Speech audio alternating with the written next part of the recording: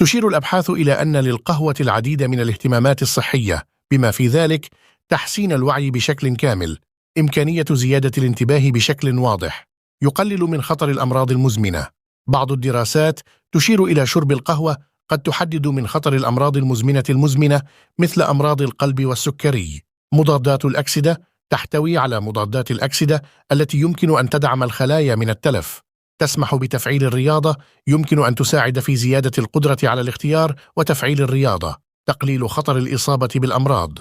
تشير بعض الأبحاث إلى أن شرب القهوة يمكن أن يكون له تأثير إيجابي على صحة المريض ويقلل من خطر الإصابة بالزهايمر وباركنسون.